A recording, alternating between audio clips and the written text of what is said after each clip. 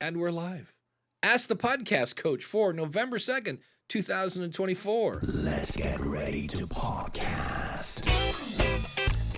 There it is. It's that music that means it's Saturday morning. It's time for Ask the Podcast Coach, where you get your podcast questions answered live. I'm Dave Jackson from the School of Podcasting.com, and joining me right over there is the one and only Jim Cullison from TheAverageGuy.tv. Jim, how's it going, buddy? Greetings, Dave. Happy Saturday morning to you. Kind of nice that you can podcast from a chair. I threw my back out reaching for some socks this week. You know you're old when socks throw your back out, right? Don't you hate that? So lots of it's been I couldn't get out of bed on Friday. Ooh. Friday night I woke up at 1, not Friday night, Thursday night in pain. I've been icing, hot, meds, resting. But you know what? You can podcast from a chair. I got an ice pack on the back right now. Nice. It's Ask the Podcast Coach. Let's do this thing. That's no fun. I once threw out my back picking up a guitar pick because I was like my very first time I ever threw out my back, I was pulling a bucket out of a sink. So I'm like, okay, it's a heavy bucket. Get it. Yeah. Guitar pick, socks. That's nuts. That's crazy. It's you crazy. know what? Well, the good news is I'm braced for this coffee pour. So here we go. It's like, okay, and the gun. Yeah, Don't make me laugh too much. Sorry. All right, here we go. And of course, that coffee pour is brought to you by our good friend Mark over at podcastbranding.co. And what I'm looking for is I actually have different notes for Mark. Here's one. He says, many services such as Fiverr, they require you to kind of come up with this detailed description of what the podcaster wants designed. This puts the burden on the podcaster to come up with a creative idea for the cover art. If the podcaster doesn't have an eye for design, whatever idea they come up with may not be the best option for their show. Why not put this on Mark's shoulders? That's what he does. He's the creative guy. He goes, so what? On the other hand, let's have a conversation with each client about the show. And this conversation allows me to develop the perfect artwork. Exactly. And so if you need the perfect artwork, there's only one place to go, and that is podcastbranding.co. Because why? Because Mark is a podcaster. It helps when he understands that. And you're just not going to get that personalization from anybody else. So when you're ready, podcastbranding.co.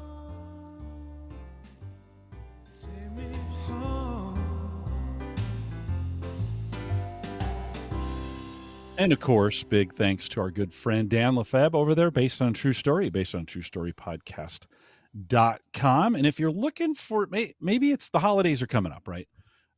Thanksgiving here in the United States, Thanksgiving, for the rest of the world, Christmas. There's maybe some traveling time on your hands. This may be the best time. Head out. Miracle is out there. It's on the very top of the list. Get subscribed, download it, listen to it today. Maybe on that road trip out, you can get it done. Check it out today, based on a True Story podcast. And Dan, thanks for your sponsorship. Yeah, Brad is in the chat room. Says, hello from Indy. If you haven't bought your tickets yet for Pod Indy, we are not here next week. Why? Because I'm going to be there at podindy.com. And if you're like, I'm nowhere near Indianapolis, well, there is a virtual ticket. Use the coupon code DAVE to save. How cool is that? It rhymes. So here is got a couple fun things I saw on Reddit. Of course, if you have a question and you're watching live, throw it in the chat room. If you want to jump into the actual video, we can go to askthepodcastcoach.com/question. And in fact, let's talk about this. I have the Podcasters Happy Hour. It's just like a meeting we do once a month, and I usually try to pull in somebody to do some sort of demo. And so we had these people from swellcast.com kind of showed off. It kind of reminds me of Voxer with better audio. They're kind of dangling between, is it its own little thing or is it a podcast? And we can talk about that a little later. But the fun thing is 20 minutes in, hey, what do you know? Like 6 people decided to join the meeting late. And I was like, well, that's weird that they all showed up at the same time. And I was like, So I start. I'm like, okay, add one. All right, we're good. Add another. Okay, we're good. Oh, all right. We'll And just their admit all. cameras were on or off when you were adding them? Well, in Zoom Though you can't really you see. can't see on Zoom. Yeah, Yeah. that's So, right. Yeah, so after okay. admitting like four, it's just like admit all, and everything was cool until it wasn't. And then I look up, and Oh, no. I've got a big balloon knot, shall we say, on the Oh. screen, and one guy was waxing the dolphin. Just like okay, and so Oh, now I'm in panic mode because I got my guest here doing a yeah, demo, and yeah. I found out that when you go into somebody's name, you have to go to more, and then it was like remove okay, and then I found out after doing this 3 times you can go more report, and it just takes them out immediately. But I then, because I was reporting people, got a thing from Zoom, which I still have not read, but will definitely, I'll probably just switch platforms or maybe not go to Twitter and go, hey, we're doing a live meeting. Here's the link. But yeah, that was, it Yeah, was, yeah, it was. And then they started screaming the N word and drawing pictures of of course. phalluses on the whiteboard. Yeah, And so yeah, I'm of just course. clicking as fast as I can, all the while apologizing. So if you're doing a live Zoom meeting, I'm going to say maybe not share it on Twitter, or like I said, go check your security settings because I have to let them in, but I don't know. And they were names. That was the other one. It wasn't like it was like just letters. It looked like people, and I was like, Yeah. so that was fun. You Also, you wonder like, what kind well, of position do you that's probably the wrong way to say it. Where is your brain? Like, what how bad does your brain have to be to sit around on a what's this, Monday night? Was it this was it Monday? was That you were or last Monday. Yeah, Chris yeah. says yeah. It was So a to sit memorable around Zoom on a meeting. yeah, to sit around on a Monday night just waiting for public Zoom meetings, because Yeah. that's what they do, right? They go fishing for these public Zoom meetings that where the security hasn't been locked down. And then I always think, okay, what's their benefit? They're not it's not like they're selling anything. It's not Well, like they're not it's just shock factor, right? And like how depraved do you have to be to well, just I th- do that for nothing? I thought I about it. don't get it. I thought about it the next day, and I was like, is this the like new version of hey, do you have Prince Albert in the can? You know, Crank hey, calls, yeah. is your refrigerator running? Well, you better catch it. Flaming So ba flaming flaming bags bags of of dog. poo. Yeah, yeah. Yeah, So yeah. yeah, it was different. So if I say that Mhm. now just in the event that you're doing because even now, I mean, I've got a link up there, and we have had people come in and do things Well, differently than what we expected, but it la was a last week I said Baba Booey, and somebody in chat asked, "What's a Baba Booey?" buoy. And that's exactly what a Baba Booey is when Yeah, somebody jumps in there. Yeah, just make sure, if you're gonna do stuff like that on Zoom or any of those platforms, make sure one, Zoom's got some pretty good security uh configuration stuff that you can set in advance. You'd like to think you can trust everybody, but you really can't. So make sure your security stuff is locked down. Then second, make sure you know how to get people kicked out like yeah. right away. This is one of those things, today I'm a moderator for this chat. And if this started happening here, I could easily go in because I've practiced this and I know the buttons to push to start booting you guys out of there, right? If we started seeing this in our chat, it's happened once, maybe once or twice, I think, here where we've had something happen in the chat. But Yeah.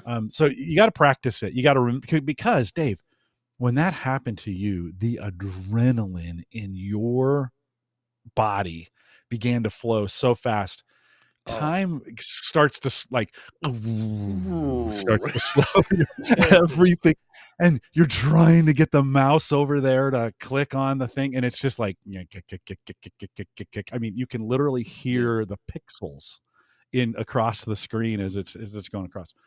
And if you haven't practiced it or you don't know how, Well, you you mentioned need you could lock the room or something that you could, yeah. You can yeah, that you can lock the room. Once you got everybody in there, maybe after 3 or 4 minutes, you lock it, so folks nobody can join. No, though, you let them in.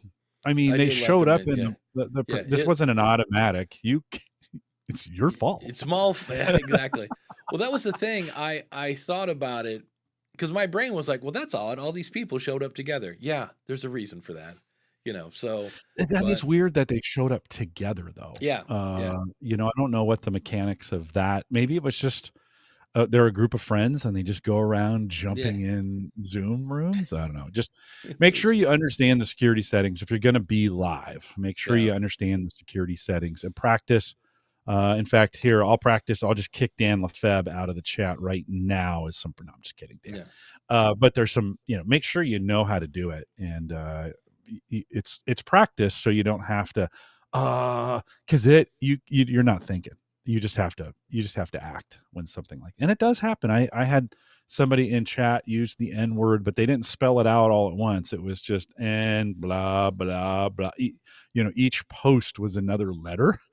And then I had a listener screenshot it and send it to me and like, what is going on with your podcast? How dare you? And I'm like, well, I got rid of it. I mean, we eventually got rid of it. It took a second, right?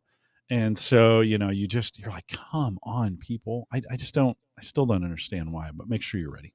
yeah. Dr. says they're a circle, maybe of a group of friends, Yeah. probably. Yeah, Yeah. There's a bunch of teenagers on a Monday night with nothing to do. They and need more homework. That's what they need. everybody's getting a giggle out of waxing the dolphin. Can't take credit for that.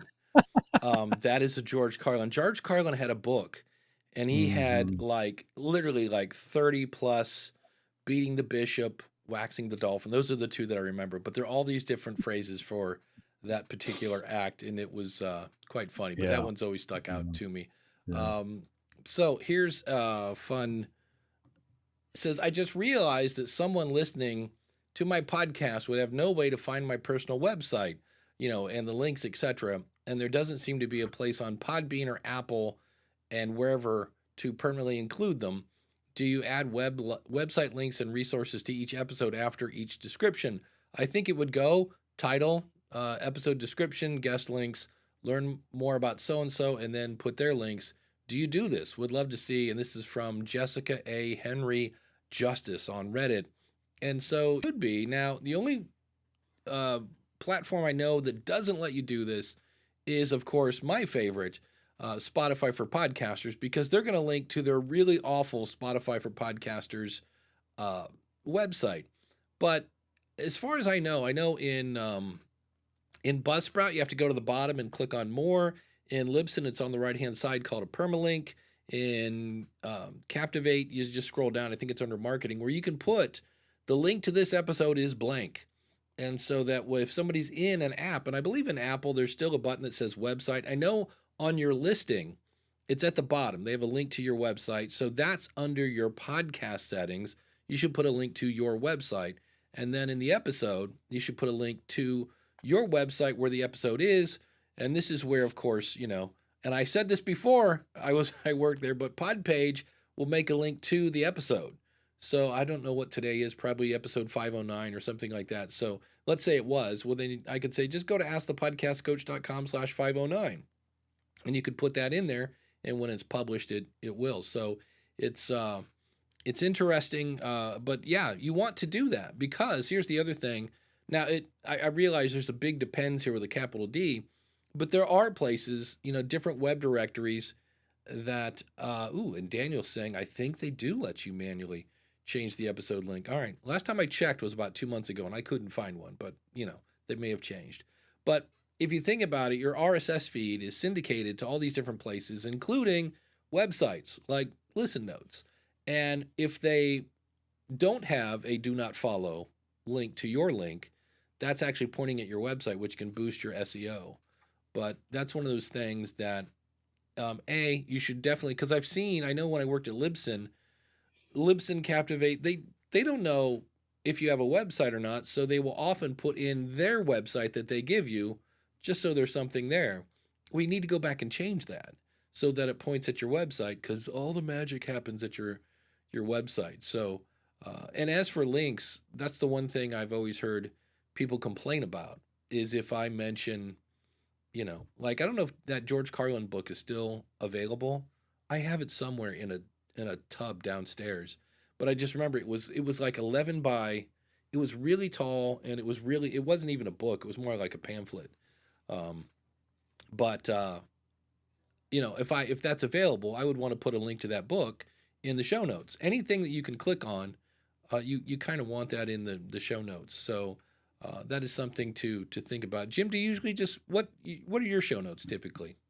Yeah. So the very first line of the description says, I just looked this up, says full show notes, transcriptions available upon request, audio and video available at, and then I have a pretty link.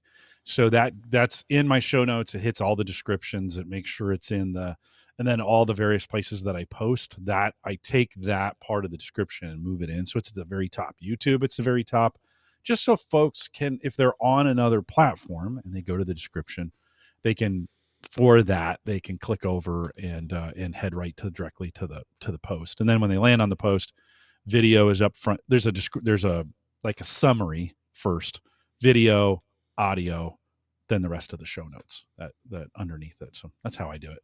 Nice. Yeah, works I out guess pretty well. I guess the other thing we might throw out here, just because I look up and it's November 2nd, which means now next week again we're not going to be here. I'm going to be at Pod Indie, and then it's Thanksgiving, and then it's Christmas, and then 2024 is in the books. Is there anything at this point that you hope to get done by the end of the year that you need to bump it up the priority list or anything like that? Because I know for me, I'm literally sitting here still with two things I have not unboxed yet. I said this last week, and it's been sitting here, and I'm like, oh yeah, I need to make that video tonight, and yep, didn't happen. The fun thing is, next week is going to be bananas for me, and actually November is going to be potentially bananas, because Brendan is going to have a baby on Thursday. So that's the fun thing. And you know me, look, I love babies, but they are the arch nemesis of podcasting. Yes. And so we're kind of making a joke because he launched a bunch of additional features to Podpage this month. We now, if you're doing Reddit ads, you can put the Reddit pixel. We added to where you can pull in videos into your episode in Podpage and a couple other things. And he said, yeah, he goes, because new features are going to kind of slow down a bit because I will be, he said, he goes, just picture, because we have a setup to where when I feed him information now, I'm feeding him everything. He goes, because I'm going to have a baby in one arm and a phone in the other. Yeah. He's like, I'm not going to be at my desk in front of a computer. So, but for me, that's just things like my Stream Deck. I've been saying for months, I need to redo my Stream Deck and organize my buttons. Gary says, I just pulled the trigger on a pre-order for a Tascam L6 mixer recorder for my music stuff. I love the holidays. Daniel, unfortunately, is not going to be at Pod Indie. I'm testing for my second degree black belt next Saturday. So just remember, never make Daniel J. Lewis mad. Just like he'll karate kid you into the next room, man. That's yeah. Wax on. Wax off. Yeah, a lot of waxing going on in this episode. Chris says, I can't wait for the demo. Would be good to bring you to Pod Indie. Yeah, that's one of the things I'm like, I got to get that done. So it's because it's going to be interesting before it's over. This year's over, and you're like, all right, are we better or worse than we were, last year? Oh, that reminds me of something. You know what? This isn't really a power rant. Let me think about this a second. Here's the thing. Because I've seen this. Just play it. Yeah, I don't want to tease. And now it's time for a power rant. Yeah, and it's because I've seen this 3 times in the span of less than a month, and here it is, and it's. I get why they think it. It's not that you're wrong or stupid or whatever. It's just you're missing a point here, in my opinion. And that is, I've seen 3 different people now say, well, I've been consistent for insert years, 2 years, 3 years. I've got X amount of episodes, 125, whatever it is, right? And so how many episodes until I start looking for a sponsor or something of that realm? It's like, so because I've been doing it for 3 years, because I have 117 episodes, I should have a sponsor.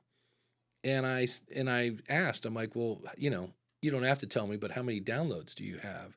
And they're like, well, I'm not really sure. And I'm like, okay, because you don't monetize a podcast, you monetize an audience. The audience is what the podcast is what you use to build the audience so that you can monetize. So there's no, and I part of this is my own fault because I always say it takes 3 years to build an audience typically if you're good, and it just I've seen people like, well, I have X amount of episodes so I can monetize now. I'm like, well, no, because when you go to a sponsor and say, hey, Mr. or Mrs. Sponsor, I think your product would be a good fit for my audience. Look at me, I have 128 episodes out and I've been doing this for 2 years. They really don't care. Their first question is going to be, how many people are listening to your show? And so it's just one of those things where I've just seen that attitude, man, and I get it a lot. I saw one today in Reddit. Somebody said, "How do I grow my audience?" And somebody said, "Make more episodes." And I'm like, okay, that's not entirely wrong because practice makes perfect. But if you really want to grow your audience, you know, maybe ask them what they want and give it to them, and then ask them to share it with a friend or something of the nature. And even that, the whole share it with a friend thing, yeah, that's great. And if it's good, they should, but it doesn't mean they are. It's again probably one of those lovely 3%, uh, you know, deals where not everybody's going to do that. But I've just seen that. Like I said, it was like I saw it for the third time yesterday, and I'm like, I don't know. Somebody's hearing the consistency thing. You need to be consistent, which you do. It's part of you become part of their routine. You're seen as reliable, but I'm like, that's not really consistent in content. I think is more important. I don't know. What say you, Jim Cullison? Yeah, I think you got to have a little salesperson in you to Mm, do this well too. It's you got to do some asks. You're gonna get rejected. This is the hardest part, I think, for a lot of podcasters on the sales side of things. And they always say, "Oh no, I'm not selling." Well, maybe you're not selling with your podcast, but you're gonna for monetization, you're gonna have to sell ads of some kind. The way you do it, whether it's through affiliate relationships or if you're actually running ads or if you have relationships that you're bringing on, you've got to sell those and you got to do some sales. There's got to be some sales talent there or figure it out. What a lot of folks don't realize about sales, they don't hate selling, they hate being rejected. Right? mm, That's the worst part of selling, is when people say no, or you pitch them and they're awkward and they say no and it's an awkward moment. Yeah, you got to get in sales, you got to get past some of those things. You got to be you're going to get 99 no's before you get that first yes. And so the oftentimes, for I think a lot of podcasters, the hard part is just the fear of being rejected in that process, and you got to kind of push past it and do the ask. You got to do the ask. You got to put it out there. You got to be willing to do some things, and sometimes you got to be willing to give people an opportunity to say yes, and not they. You're like, some people say in the sales cycle, well, I'll just do such a great job, they'll come to me.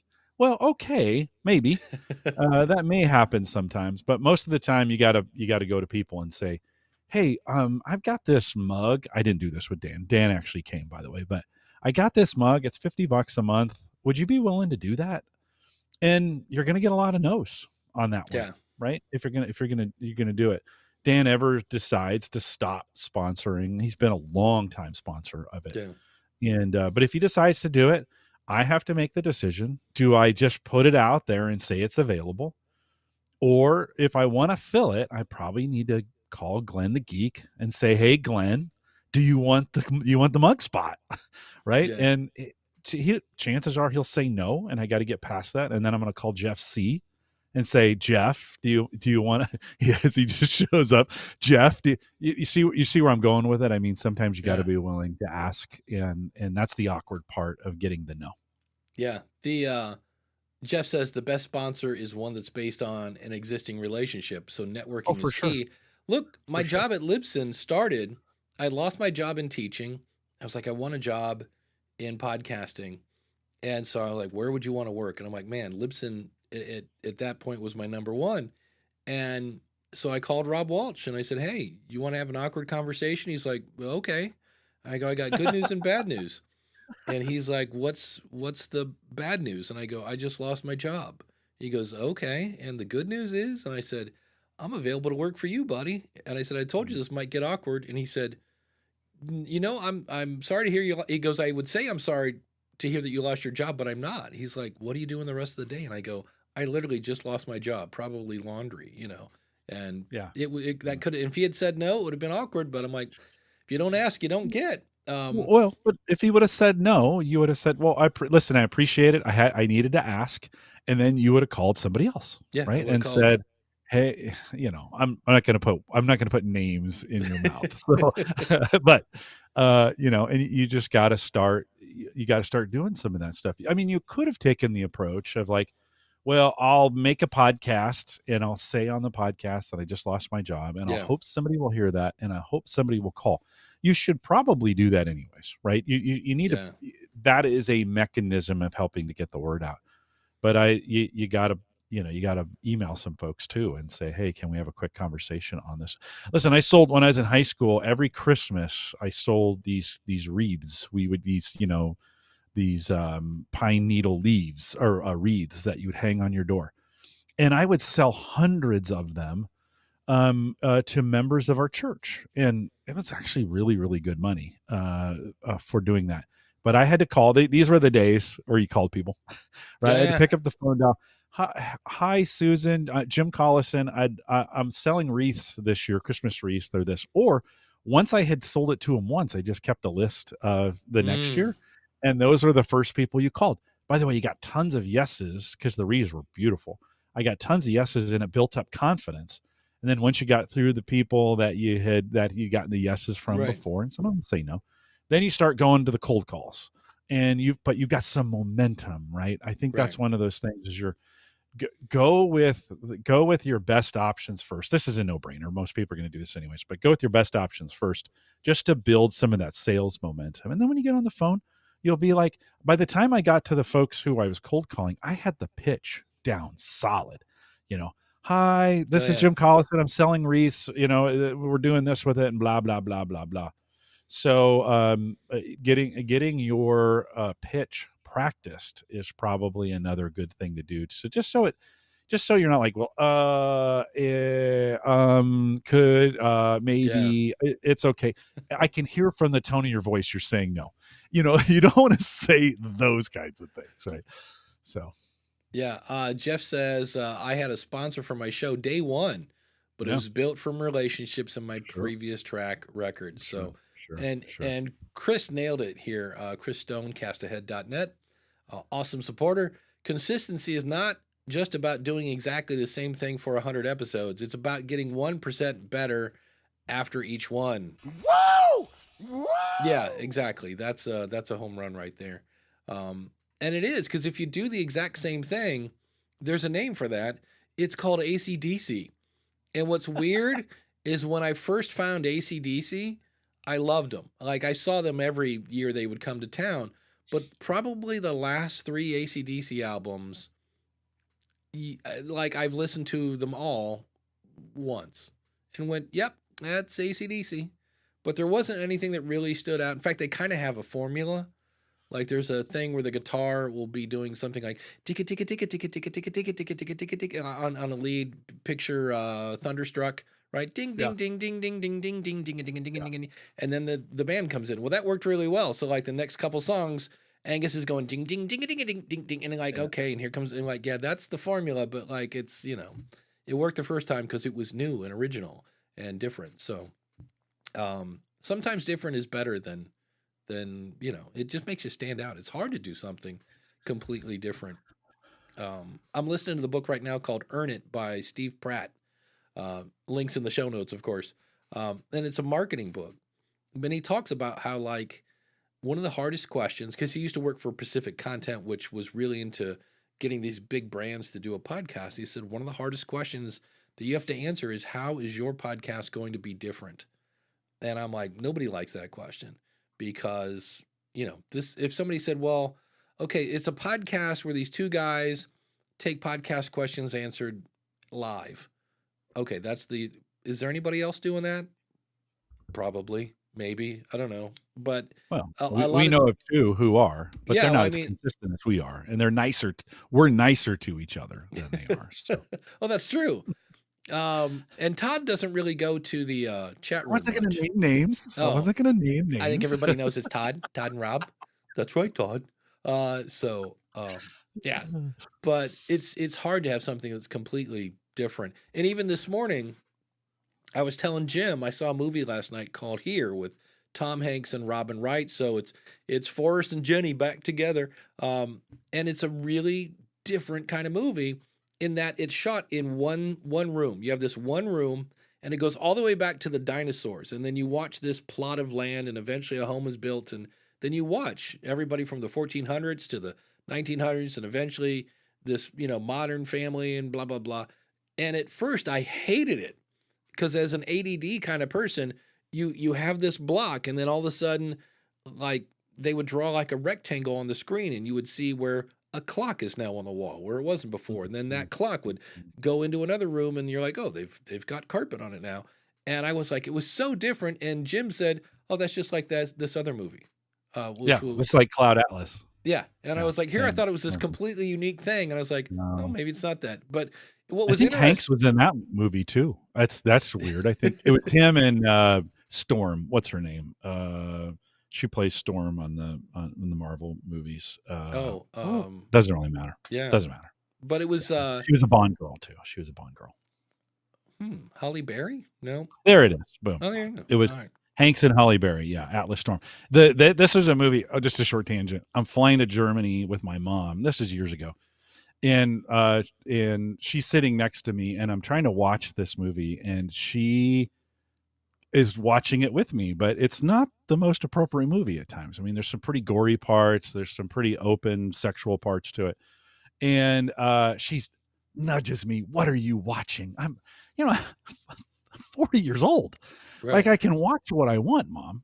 And she's like, you shouldn't be watching that stuff. And so at one point, she started looking over. I put my hand up on the screen so she couldn't see it, kind of thing. And then finally, because I start watching it when she'd go to sleep, and then she'd always wake up in the middle of it. And so not the most, it's like maybe not the most kid friendly movie, that Cloud Atlas, but I love those kind of movie concepts. As you were talking about it, I thought, ooh, this would be a movie for me. I think I probably won't go to the theater to watch it, but I probably will do the DVD.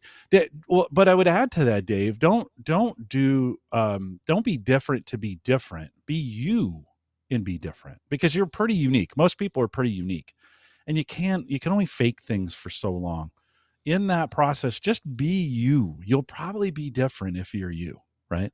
I had in the space that I'm in, I had another On Fire podcast pop up in it. And you joke about that all the time, but it happened. And I'm like, yeah. Seriously? Are we still doing On Fire podcasts? So just be different. Randy, thanks for getting Halle Berry in there. But just be different. You and I are not Rob and Todd. No. Right. And we don't try to do the same things. We didn't pick like, okay, this week you be Todd and I'll be Rob. Right. We are us in this, and this is how you do 500 of these, and you keep going because we're us. Be unique. Yeah. Like Jeff says in chat, be unique. Yeah. Be you. That's definitely, yeah. Going back to the chat room just for a bit here, talking about things we should do. This is one I have an easy way to do this, and I still haven't done it, which is get my LLC completed, because I just pay through the nose with taxes with mine. So that's something. We're talking about show notes. DR says, what about if you move those show notes over to YouTube? Is it just copy and paste? That sounds too easy. Should I put all the resources links bottom of my audio too? Yeah, I think copy and paste. I know there is kind of a weird, it seems like, format for YouTube, but we could overthink that a lot if we wanted to. Oh my God. I've seen some descriptions that are just full of emojis, and Yeah. I mean, there's all kinds of things you can do with it. You're not going to get much space, right? I mean, you get tons of space, but if they scroll down, right, they're only going to see the first couple lines until they click more. Make sure you have whatever you want them to do on YouTube at the very, very top of that, right? Be very, very clear about that. But yeah, I just copy and paste my show notes right into the YouTube. Actually, since I've been using Auphonic, and I've been used Auphonic to move the file. Once it's done processing on Auphonic, they have a service. They'll just move it to YouTube for you. And if you click the automatic show notes button, it'll move the description and the chapters over for you over to the description.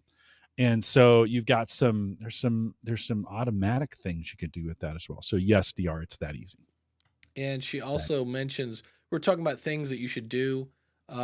She says, especially when it comes to newsletters, she tries to get her clients over there at Mouthy Broad Media to do them, but they're really uncomfortable, which is odd because we're content creators, but I get it. She says, that's my biggest challenge in convincing them that it'll help them bring in more money. And it does. And traffic.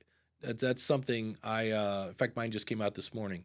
I write it. I always aim for it on Friday. It never comes out on Friday. I finished it last night at like 1 o'clock in the morning, and it came out at 8. But it's out, and done is better than none in this case, I think. Here's a fun question. Ask Ralph is saying, I'm now doing a weekly live show, in addition to his daily video show. For the record, that's a lot of content, and I'm going to start a weekly contest to get people to attend the weekly show. I'm thinking of a $100 gift card from Amazon. Would that entice you to attend? I'll be on the show, Ralph. You could No, just if you're going to send me $100. Oh, I thought he was going to give me $100. He wants you to watch for $100. Oh, geez, that's too much. Well, I mean, yeah, I'll do it for $100. You do it. My worry, and I would do it then at the end. Don't forget, we're giving away $100 at the end of the year. There are a couple things that it brings me, like radio stations do this. They're like, the phrase that pays, lightning bolts here, and then it's like, listen at 7, listen at 10, listen at 2, and the answer will be revealed at 5. Listen all day for your chance to win $5,000, dollars. And I'm like, and I was kind of like, really? Like, can't your music like hold my attention? You have to pay me to listen? So there's that aspect of it, and the reason is, if you give that $100 away, hey, we're starting off with the big giveaway, and the winner is Jill. Here's your $100. Guess who just left? Jill. She doesn't have any reason to listen anymore, and I'm just worried. Now the good news is, yes, you'll get people who show up. So that is, marketing in a way. It's advertising. The question is, are those people going to come back? And here's a better question, Jim. Would you put your email into the chat to be included in the giveaway? No. For $100. See, that was my answer. When we were talking about this yesterday, because Ralph's a member of the School of Podcasting, and as soon as he said, yeah, just put your email into, the chat room, I was like, yeah, no. I had somebody, So, and I don't do anything for chances. There's just one, I'm not a very lucky person. I never win at those things. And I've stopped doing all of those. Remember how big that was in the early days of podcasting, where, hey, if you do this and post it here and get that, and we'll give you points and that'll update your thing. And we used to do all those gyrations. And now I'm like, nah, I just make interesting stuff that I want to listen to, and if I'm your audience, I'll listen to it. If I'm not, I won't. And Ralph, that's me. The drawing thing doesn't work for me anymore. I'm just like, no. But maybe. But then how are you going to get your $100? He's going to have to put you into a drawing. So would you go to, if he said, hey, if you want to be included in the $100 giveaway, go to, askralphpodcast.com/contest. Would you put your email into a form to be included? Yeah, if I was going to do it, a form would be fine. Yeah, but not a chat. I have a special email address just for spammers, so I'm going to put it in there. That's the one they're going to get. But maybe. I don't know. I just don't feel like the podcast culture is drawn to those things anymore. I hear from podcasters all the time that are like, yeah, I tried to do this contest and nobody joined, or I tried to do this and nobody wanted to do it, and I couldn't get any engagement on it.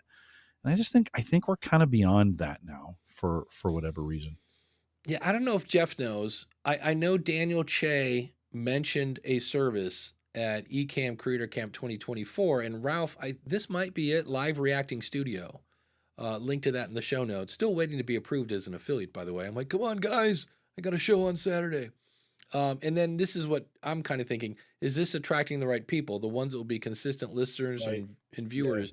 Maybe not. Yeah. So it is going to Yeah. be like agree. everything else. It's going to be kind of a trickle, because you are going to get some people that are like, hey, that was actually a pretty good show. I mean, I've done that before. I mean, I went to Genesis back in the day, and I was a big metalhead. And my friend said, hey, you want to go to Genesis? And I'm like, wait, the guys with the keyboards? I'm like, Yeah. you know, Progressive. one of the best concerts I've ever seen. So you might have somebody go, you want a chance at $100? And they might go, I guess I'll sit there for, a half hour to maybe get $100. Because also, if Ralph's pulling in 20 people, yeah, I'll sit in a chance for 1 in 20 to get $100. So, but the question, and there will be then people that are like, that actually was pretty good. I just went there for the $100, but I also learned that I need to do this to my taxes or something like that. So this might be a throw it on the wall. Would you do it for $50, Jim? Well, I'm not going to do it for 100. I definitely wouldn't do it for 50. Okay. Yeah, it's just not enough. I mean, I'm not going to do it for 10,000. Like, I just don't. Didn't you say you would do it for $100? No, I do. I thought he was. I thought he was talking about paying paying guests $100. I'm all in if he's like, I like that idea of rewarding guests if you're having trouble getting them or whatever along those lines. Yeah. But I probably should have said that publicly. Now all my guests are going to want money. I'm busy. I got to go wash my hair. But no, a contest for stuff of like, I just am not a chance to win anything. I just don't do it anymore. People are like, hey, you want to get in a raffle? No, can I just donate the money? Like I don't, I just, that doesn't, chances to win things doesn't work for me. Maybe it still works for a lot of people, right? Maybe it does, but just doesn't work for me. Yeah, Ray gives away. He does a monthly giveaway over at Around the Layout podcast. So if you're into model trains, which are going to be very big this time of year, people are going to be getting new train sets. Check out aroundthelayout.com. Or is it Around the Layout podcast? I should know this. Aroundthelayout.com. Yay, I got one right for a change. Jeff says, I did contests giving away Ecamm's Creator Camp. Yes, he did. It was perfect for my audience. I'd find something that would be for your finance audience. Am I reading that right? I'd find something that would be for your finance audience. Yeah. Maybe a year of QuickBooks. That makes sense. That is something, going back to monetization, are you selling something people want? Because I've heard people do that. They're like, oh, I'm making this tool for podcasters. I'll give you an example. I had a sponsor once that approached me and said, hey, I have this tool that will alert you if your site goes down, and I want to sponsor your show. And I said, he was a friend of mine. I'm like, I appreciate the offer. I'm like, I really do. I said, but I'm going to pass on that. And he said, really? Why? And I go, because I've never had a single person say, do you know of a tool that would alert me when my website goes down? I go, most people's websites don't go down, most of them. And if it is, it's for, 2 minutes. And I said, so it's just not really. I said, if it was a better fit for podcasters, well, podcasters have websites. And I go, and so it was awkward. But in the end, I was like, yeah, that's just not, it's not one of those, if it's not like, oh, absolutely, then, so that's the other thing going back to, now, I don't know anybody who doesn't want $100. It's just a matter of, in the same way that when do you push record? When your passion for serving your audience is greater than your fear of looking silly. So when do you show up for $100? When you got 20 minutes that might be a waste of time, which it wouldn't because it's Ralph, but you know what I mean? It's like, there's that point where you're like, okay, I won't do it for 10, but I'll do it for 100, or I'll do it for, whatever. So it's, Jody says, I used to have a newsletter that was 8,000 subscribers strong. And when I had my songwriting resources, and she says, I couldn't give away things. Mm-hmm. Yeah. I had my Akron podcast. I had somebody open a Jamaican. No, is it? Nope, not Jamaican. Something with fried pineapple. Anyway, it was, it might've been Jamaican. Anyway, it was food I'd never eaten. And the guy gave me two $20 gift cards, and I could not give them away. Now that's a very small audience. That's like less than 50 probably at the time I just launched. And so I took the gift cards and ate them. I was like, all right, if you Was it guys don't good? want, Was it yeah. good? And Ralph says, for me, it's all about the exposure. I have the money to spend for this instead of advertising. Now that's the question. Then is it going to give you more people? Because here's the other thing. So I'm like, oh wow, this is cool. There are, let's say, 30 people listening to Ask Ralph. Am I going to tell my friends and family and lessen my chances of winning? Because last Mhm. week there were 30 people. I didn't win the $100.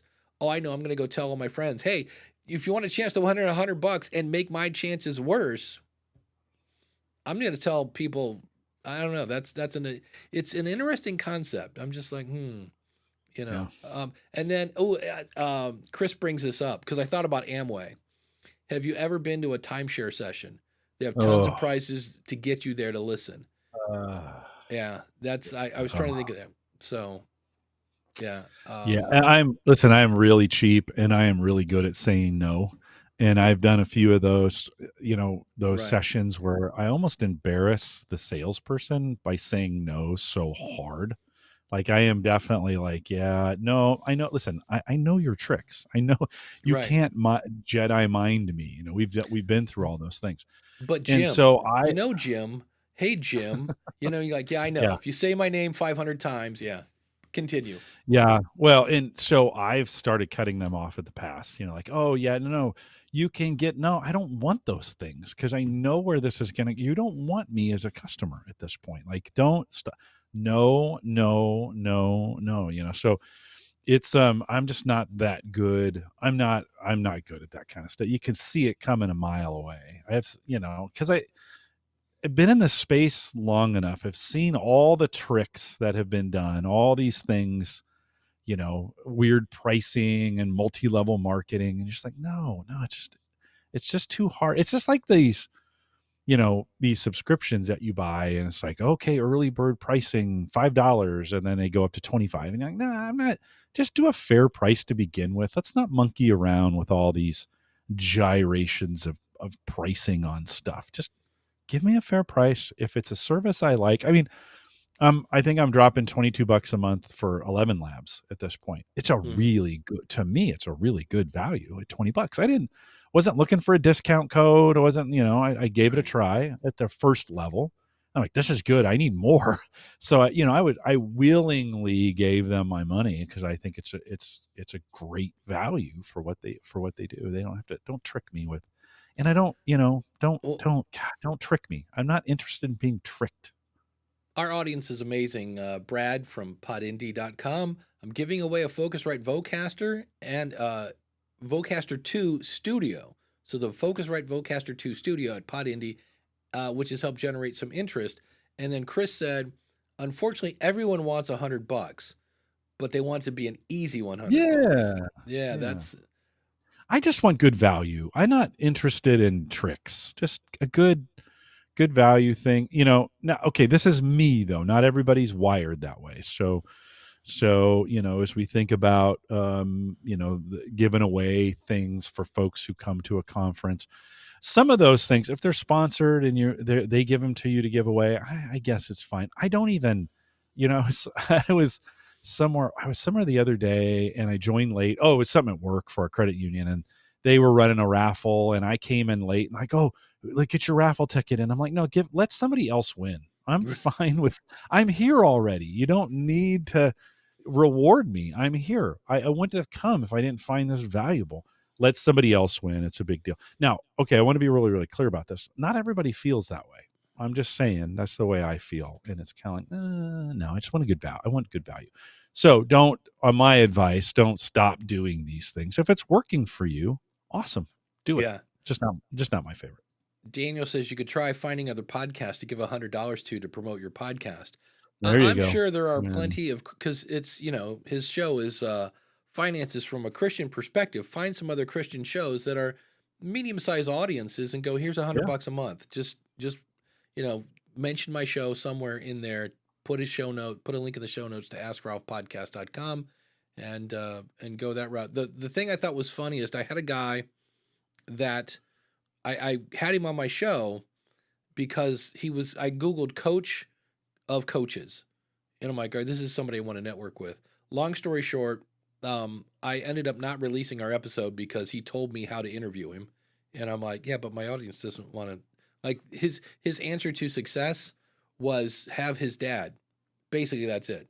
Have his dad as a dad, and you'll be. I'm like, that doesn't work for my audience, and so we got on because I had to kind of tell him I'm not releasing this. Can we do this again? And he's like, well, Dave, and then he just started pitching me so hard to be one of his clients. And one of those, he was going to double my income. Do you know how he was going to do this, Jim? It was amazing. I never thought of this. Double my prices. Yes, if I doubled my prices, I would double my income. And I was like, I have never thought of that before. And then I could make insert insane amount of money here a month. And I said, okay. And he goes, so like, let's do this. And I'm like, yeah, that's not really my thing. And he's like, so you don't need more money? And I go, of course, we all need more money. I go, I just don't, and it was funny because he had used all the things that worked, right? I'm going to double your money. You're going to make whatever it was, $10,000 a minute, blah, blah, blah. And I looked at him and said, yeah, I'm good. Yeah, I could use more money, but actually in the realm of, is Dave happy? Yeah, I'm pretty happy. And, paying him, I think it was $6,000 a month. And I was like, and if I had $6,000 a month extra, then I wouldn't need you. You know what I mean? It's like, it was so weird. Yeah. It reminds me of the great Sam Kinison line. He was talking about how much it was. Sam had a serious drug problem at one point, if you're not familiar with Sam Kinison.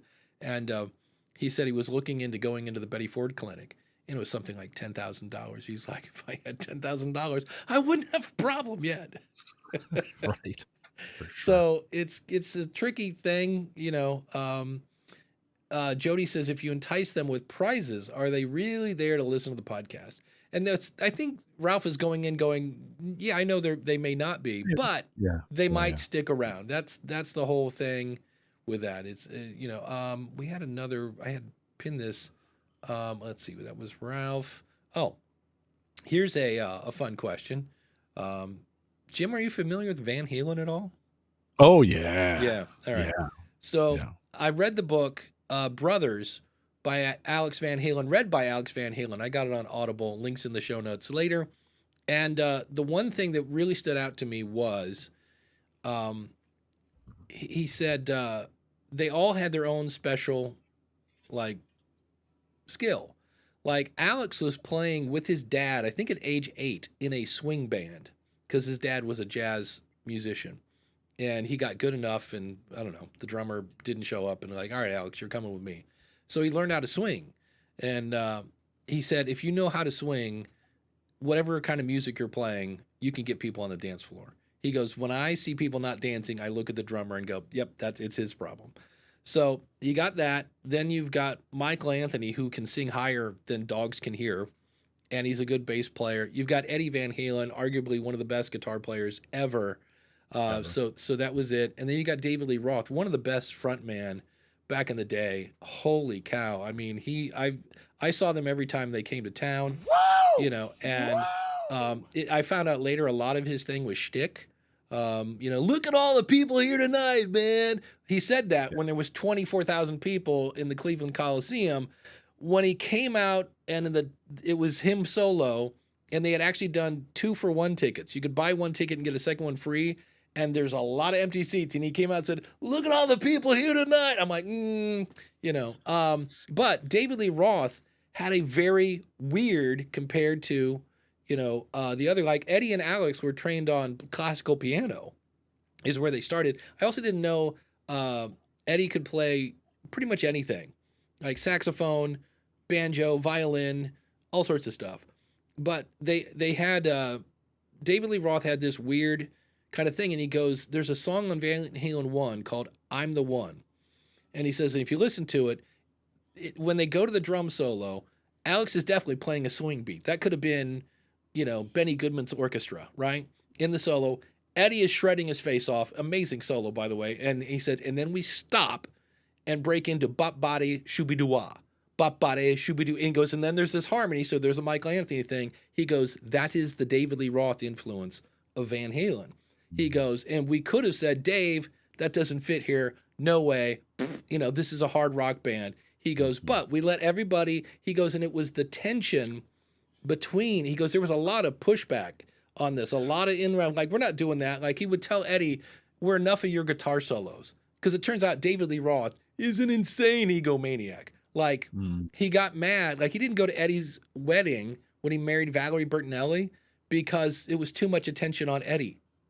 It's his wedding, you know, and you just see why they broke up, because the more attention Eddie got and the more Eddie didn't need Dave. He built his own studio, so he didn't need a producer. That's why Dave left. He's like, well, if it's not going to be all about me. So, but the lesson there is, when you have people that are different, let everybody, you said it earlier, just be you. So let people be you, and let people be themselves. That would be a better way to put that. You know, it's that blend. Like when you're not here, I'll have a guest, you know, co-host. It's just not the same. It's not that same vibe. It's not that same comfortable thing. And so, you know, there may be times now, you know, eventually, you know, Dave just drove everybody nuts, you know, so even when he was trying to come back, they wouldn't let him back in, you know. So it's kind of, but it was the thing that I thought was weird. The other lesson, which was good and bad, is it goes up to 1984. And when David Lee Roth leaves the band, the book stops. He goes, and later we had other singers. Like, he doesn't even say, the word Sammy Hagar does not exist in that book, because for whatever reason, well, I know the reason, Sammy wrote a book about the last tour he did with them, and Eddie was wasted. Like, not drunk, he was wasted. Like, he said he and Wolfgang, I think Michael Anthony was still in the band. I don't know. But anyway, at times they had no idea what song Eddie was playing. He would just go off on his own thing. And so Sammy told the truth. And it did not paint Eddie in a good light. And if you know anything about these two, when it says brothers, if you do it to Ed, you do it to Al. And if you do it to Al, you do it to Ed. And so, but that was the only thing I hated. I was like, I wanted to hear how David Lee Roth got back in the band in the reunion. And it just stops right there. It's like, nope. And he goes, that was the magical years. Everything past that, the number ones and all the other, I'm like, nope. It was the early years with the early guys. And he really did, as weird as David Lee Roth was, he said the one thing that Al respected was his work ethic. He goes, that guy is a worker and, you know, always working at his craft. So it was a interesting book. I think there's some things to learn from when you're building things from those stories, and that, you know, the four of them together building what Van Halen would become is one thing. Sustaining that success is another thing. Like, oftentimes it takes another set of talents. It takes another set of humility. It takes a set of, like, because there's a lot of excitement to building something, you know, when you're hit after hit, their albums are coming out and they're getting bigger. I saw them in the Cow Palace in '84 during that tour. I got sicker than a dog at that concert, but, you know, it was exciting times maintaining the band after that. And so for some podcasters, the thrill of doing a podcast is in building it. And then they get to a certain level and they're like, this is kind of boring. And because it takes a different set of talents, it's oftentimes a different set of skills to maintain and grow, right? Once you get past the initial rush or the adrenaline rush or dopamine hits of, oh, I got 10,000 downloads. Oh, I got 15,000 downloads. Oh, I got 20,000. Then you get that plateau, right? Where you're in a plateau space and you want to grow, but you really can't. That maintenance bit is a little bit harder. I think knowing who you are as a podcaster is super important. And, you know, if I was doing my work podcast, I'd break into the Clifton Strengths parts of stuff. But knowing who you are in this and how you're wired and what you're best at, you know, you may grow this podcast and you're like, why am I so disengaged from my podcast now? This used to be fun. Well, maybe it's because you're a starter, right? Maybe it's because you're a person who likes the thrill of that. But when it gets to the maintenance, some of us hate those early days of growing and all the things you have to do. We just want to buy something that's already working and then take it from there, type deal.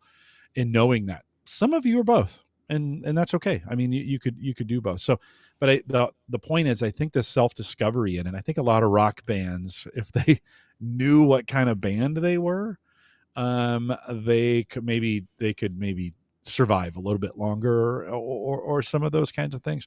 But I think for podcasters, important to know what are you really good at? What do you really like doing? And if you like starting podcasts, don't try to take a podcast on forever.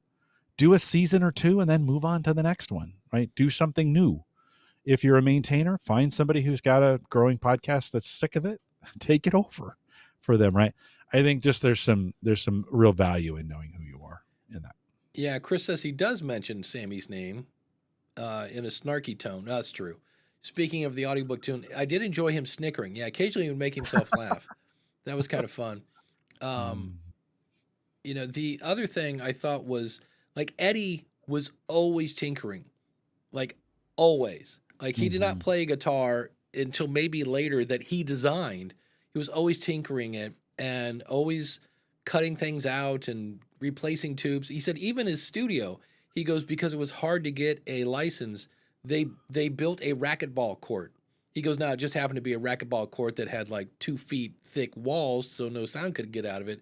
He goes, and then what did we do? Yeah, we did a little tinkering and turned it into a studio. Because if they had tried to get a license for a studio, they never would have got it. But they got it for so he said he was always tinkering. But the other thing was, go ahead. When he played for Michael Jackson and Beat It, Yeah. he rewrote that song. He played those parts. He never got paid. Like they never signed a contract, never did anything. No. He didn't tell the band at the time. Michael Jackson was not a known thing at this point, and he was kind of afraid that the band would make fun of him. So he showed up, did it. They never signed a contract and never got paid. But he went in there. I mean, think of tinkering. He went in there and told Michael Jackson, "This song isn't really written right." Yeah. And he moved some things around. Yeah. It's a funny story. Well, what's interesting is Alex told him don't do it. And then they went away for the weekend. And while they were gone, Eddie did it. And he goes, later, 1984 was like number 2 on the charts, that album. And the reason they couldn't get to number 1 was, this guy named Michael Jackson. Thanks, partly due to the song Beat It, which was Eddie's. Yeah. Like, so he kind of shot himself in the foot. Yeah, I thought that was kind of funny. Well, did he? I mean, it was the right thing to do, and I'm sure that they figured out between he and Michael, I'm sure they figured out some form of payment that that took care of it, right? For whatever reason. But Eddie just loved to play, and that was his talent, and he understood. You mentioned it earlier. He understood the mechanics of music because of his classical training and just the musician's mind. He understood how music worked, and so the structure of it allowed him to go in and do. He was he was just super talented, and he just wanted to use that talent. Like he just let me play all the time. Well, and I think the Sammy era, they started telling him what to do, and then eventually, it was the same thing for Tommy. Tommy Shaw on Styx when Dennis DeYoung. Dennis DeYoung took that to all of a sudden this theatrical. Styx became a theatrical band with Paradise and some of that. Tommy Lee said, I was so bored. I just got high every day. We just did cocaine every day. Like I was so bored. And another lesson for podcasters, write down your ideas, because the song Jump was written years before it came out because it was on keyboards. And they're like, you don't play keyboards. You're a guitar god. What's the deal with that? And it was kind of funny because when Eddie was doing all this guitar stuff, David Lee's like, hey, enough with the guitar solos. And then Eddie's like, all right, let's do this keyboard stuff. They're like, no, you're a guitar god. And he's like, pick one. Which one do you want? But he was always, one of the things that's kind of funny on a guitar is these little things are microphones. They're called pickups. And he must have been doing something again with his guitar drill. Like he drilled a quarter into one of them for whatever reason. But a drill gives off a huge amount of electronic noise, and it came through his pickups. So if you listen to the song Pound Cake, that whole wee, it's a drill. To where, like, when they went on tour, they had to bring a drill that, of course, he painted red and white with stripes, and he would just sit there and make this noise in front of the... the guitar. It was kind of weird. I So. love your guitar playing so much. Every time you touch the guitar, I'm like, oh, I hope Dave plays. I hope Dave's playing something now.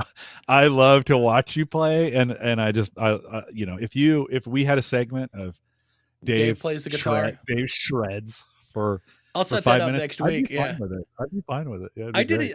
I did a Facebook video, kind of like what we're talking about now, how when you have a little bit of tension between people on your show, it's good because funk is based on tension and release. It's like, and when you go back to that note, you're like, oh, we're back here. Boom. It's that, oh, wait, we're not on the note. Oh, now we're back. Okay, good. So, yeah. Chris says, 2 other Van Halen books well worth your time, Tone Chaser and Van Halen Rising. Yeah, I've most of the stuff, that was the other thing that I didn't dislike the book. There just wasn't a lot of, like, he kept doing this and it was driving me nuts. He would quote, like, well, there's one documentary called Nothing But a Good Time about the 80s said this. And I'm like, I don't really care what they thought. I want to know what you think. Like, what was it like for you? And then he'd quote, and I guess because, you know, obviously he's not going to go to Dave because who knows what kind of their relationship is. Well, I know it's not good. There was supposed to be a concert for Eddie. Like, hey, let's go remember Eddie. And it was going to be Wolfie and Alex and Dave, and then maybe Joe Satriani on guitar. And Alex said, and then in the middle, we'll do this tribute about Eddie. And of course, Dave was like, well, you know, no, we're not doing a tribute to Eddie because it's us and it's all about me. And I'm David Lee Roth. And like, and Alex even points out, he goes, when he got married to Valerie Bertinelli, he goes, they did a lot of interviews, and he goes, I don't care how you found my music, whether it's through your friend or they were on whatever the Donna, what was her name? Dinah Shore show or something where, you know, it's some housewife that found it because she loves Valerie Bertinelli. I don't care. Just listen to my music. And Dave did not see it that way. So, Dan says, sounds like some imposter syndrome. If he doesn't think people care about what he thinks, that might be. I also started to think he was maybe phoning in the book. There were times, but again, I already knew this stuff.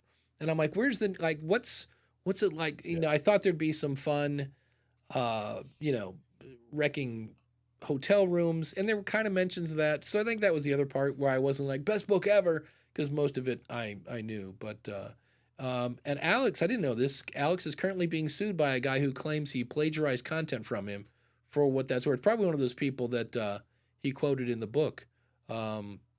DR says there's a podcast called Rock Talk Studio that is dedicated to books and documentaries all about rock and roll. It's pretty good stuff. Diamond Dave sounds like an egomaniac. Yeah, he kind of is. And for sure. Admittedly, in fact, he says, so here, Al quotes Dave's book called Crazy from the Heat, that he says, the minute my feet hit the ground, I'm on. And I could not live like that. That would drive me nuts. But he called it monkey hour when he was growing up. His parents called it monkey hour because he was just always crazy. Yeah. And he also says he knows very little about a lot of stuff.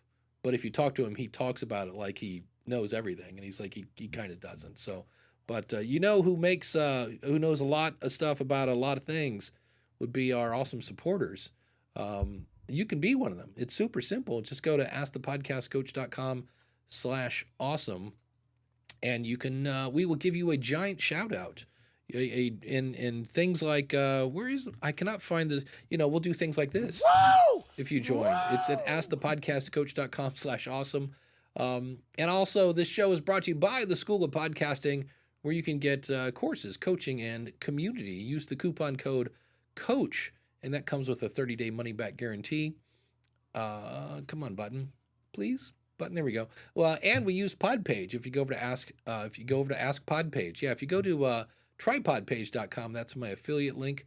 And if you like the looks of our site, that's Podpage. And we're using Ecamm right now to live stream. If you go to askthepodcastcoach.com/Ecamm, and Ecamm has 2 M's because it's good. And then if you need more Jim Cullison, and hey, who doesn't? Now, is that supposed to? Oh, there. Okay, so Jim is holding up the rock horns. And what are those called? Reactions or whatever? But he reactions on the Mac. On the Mac. Very cool. And it's time for the Wheel of Names where we pick a supporter of the week. Will it be John Muntz? Will it be Glenn?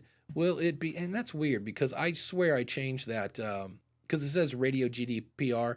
That's Shane Whaley. That should be Spybrary. So I'm not sure why that's there. Or will it be Ross Brand? We'll find out when I click the Wheel of Names. And around it goes. And it's going to land on Jody. JohnMuntz.com is where you can go and find more about John Muntz. He's one of, he's a great guy, but very quiet. I've reached out a few times and I'm like, hey, anything? And he's like, nope, just the website. I'm like, okay, cool. So John Muntz. Muntz is Muntz. And again, you can be an awesome supporter by going over to askthepodcastcoach.com/awesome. If we've saved you time, saved you money, maybe saved you a headache, or we kept you educated, all you got to do is go to askthepodcastcoach.com/awesome. And you'll see not only the people that are on the Wheel of Names, but you'll see our $10 supporters, which we appreciate, and everyone else. So yeah, Gary says, or Chris says, what many people say is Dave is being Dave. I mean, I have cassette decks or cassette tapes of like endless Diamond Dave interviews. And my favorite was he was talking and you could hear the ice cubes jiggling in his glass. And he said one of the best, like we quoted this like it was scripture. It's like, hey, man, you know, sometimes you do this and that. Don't let it get to your head, man, because life's a bitch anyways, ain't it? And it's just like, so I was like, we'd go to school, man, and something wouldn't go right. Oh, man, my girl broke up with me. Hey, man, life's a bitch anyways, ain't it? It was just like, it was ready for a T-shirt. So always fun. Oh, look, John is right here in the same. There you go. Thank you, John. So he's not being. I don't feel tardy. That's my favorite. I don't feel tardy. Yeah. Well, and that's the other thing I thought was funny is Alex was talking about how great Dave's lyrics are.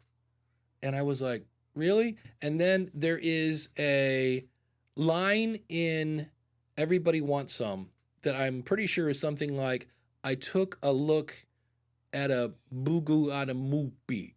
It's literally, and Alex actually could say those words. I don't know what it was, but it's, I think it's the third verse. I took a look, got a moogle on a moopy. Wah, wah, wah, wah. Got lost in the jet stream. Yeah. You know, but nobody, and Alex says, now don't expect me to, you know, tell you what that means because we have no idea. That's just Dave being Dave. Yeah. I got my pencil. Give me something to write on, man. Yeah, exactly. Anyway. There we go. Hey, can I get my nerd on for a sec? Oh, wait. Let me find your the nerd on music. I found the rim shot. We have it's right next to Dave has a power range. So absolutely, it's that time. And now, he's been waiting for this. It's time for Jim to get his nerd on.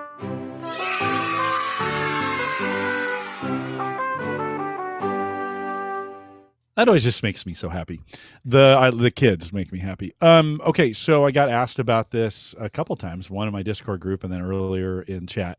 Apple has announced the new minis are out, and the M4 mini is out. And somebody said, Jim, are you buying it? And I said, yes, I am. I said I would. I've been waiting for this to come out. Reasonably priced. I'll have to have, and Ed listens, so tomorrow I'll have a conversation with Ed Sullivan about this. We'll pick which one, Ed and I will pick which one I'm going to buy. There's 4 versions going from, I think, 8 gig, 256 to a 16 gig, 512, and then there's a pro version of it as well. We'll have a conversation about it. I'll pull the trigger tomorrow. But it's a, and I think I already checked the trade in. I have an Mac M1 that I bought, 3 years ago now at this point. That will go as a trade in. It's a nice deal. They make it easy. I think it's worth $300 on the trade in. I think I paid $700 or $800 for it new. It's been a great podcasting machine. The M4 will make an even better podcasting machine. I don't think I need to go all the way full pro, but I probably will go to the $1,000 one or $999, right? That's a nice combination of both the highest amount of memory and the biggest hard drive they're offering. I have plenty of space on the one I'm getting now. I don't need a terabyte. It'll just be fine. And they are in pre-order now, and I think they ship on the right before Thanksgiving here, the 18th or something along those lines. And yeah, because Uncle Marv says why not the 32 gig 1 terabyte? Because I don't need it, to be honest. These things, and that may not be true, Uncle Marv. Ed may talk me into something else. That's just where I'm leaning right now. We're gonna have this conversation tomorrow. But if you're in that space, I think the Mini makes one of the best podcast rigs that you can have. Right? It's better than a laptop. If you're using a laptop to podcast, not that you can't do that. It works just fine. In fact, that's what I do at work now. I have a laptop. That's the rig. But I love the Mac Mini for a lot of the things that it can do. And it runs stuff very, very well. It makes a great podcasting rig. And the trigger will be pulled tomorrow. So I'm going to do it. Dave, you're in the same boat. I think you've got a Mac Mini too, right? I have a Mac Mini. I just looked. Mine is an M1. Yeah. And Craig says this. He goes, I really want the new Mac Mini M4 Pro. But my M2 it works well. I can't just, and that's me. I'm like, when I saw it and it was like same price, like the base price is $500 and like everything else, by the time you get it, it's $1,000. But I was like, and I was like, oh, I like, and then I'm starting to do math. And I was like, wait a minute, like, is your computer like too slow? Is it not doing what you? I'm like, no. At this point, it's not that old, And yeah, so, with the trade-in though, on Mac makes it, or Apple makes it so convenient to trade in. They're I think their prices are pretty fair, and you can they'll ship you a new one, and you ship the old one back to them, and I'll have to see if you're. So get away from me. my wallet is turning red. And then you got right on. DR says Apple Schmapple. Droid Noids Unite. Here's the thing I found out is, yes, you pay more for the computer, but the software is dirt cheap. I bought, what is this called? I bought some sort of screen capture thing, which it makes it really easy to mark up stuff. And I want to say it was $70, something like that. I've used, I'm trying to find the name of it. Screen Studio I use to make the videos. If you check out the Podpage YouTube channel, those started in Screen Studio. That was, I think, $80. Where if I buy Camtasia, it's $300. There's a lot of. It's not free, but it's pretty cheap. Most of the software that I've bought, and I'm like, oh, I see. I pay more for the hardware, and the software is definitely more affordable. I will correct myself on that. I said 8 gig. The 16 gig is the base memory now. Sorry, I misremembered that. That 16 gig 256 is $600, and then the 16 gig 512, which is kind of what I have right now, $799. You can go 24 gig at half a terabyte for $999, and then the Pro is 24 gig at half a terabyte storage. I'm sure there's some upgrades in there, but those are the options there.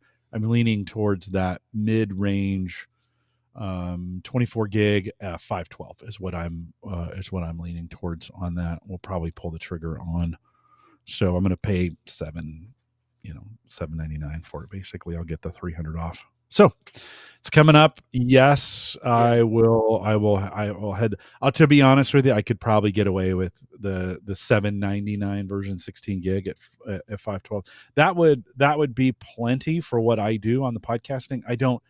I use it strictly for podcasting. This is where it's kind of good to know your use case for it. It's strictly, I don't multitask with it. I'm not running VMs off the thing. It's fine. Mac is the Apple software runs great in those configurations. I don't store things on it. They go on. I have an NAS that I store all the files on. It's not a storage device. So again, knowing what you're going to use it for me, I could probably get away with the $800 version of this. I'd pay $500 out the door because I'm going to get a $300 credit.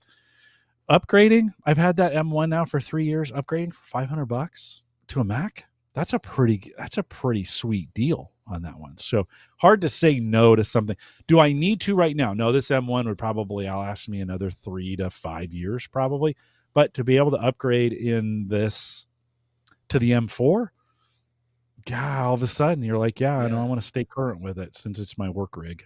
Well, Craig says from AI goes to college, Apple offered $230 for my wife's base M2 Mac Mini. That means I can upgrade to a 16 gig, the new base RAM, Yeah. for less than $300, and that's Yeah. that's when your wallet Yeah. starts to hurt in your back pocket. You're like, wait a minute, what? When you start doing math, that's when you're like, oh, wait a minute, I'm doing math.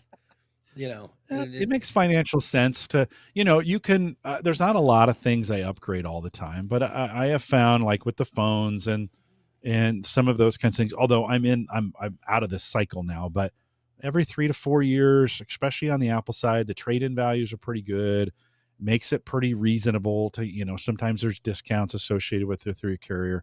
So I like to run things till they're dust usually, and then just I end up paying full price for them. That works too. There's yeah. value in that as well. Well, the other thing you're probably going to have to get is some sort of docking station because they only have like 3 or 4 ports. So if you've got, like, I have a, No, I already have what? one.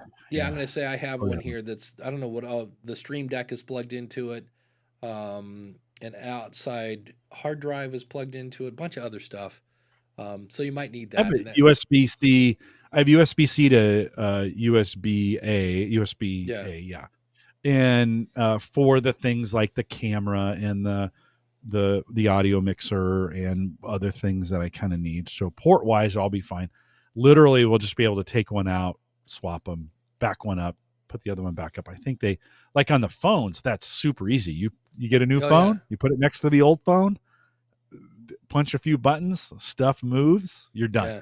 It's pretty great. So Oh, we've talked about backup before a lot, and but I do want to give a scenario.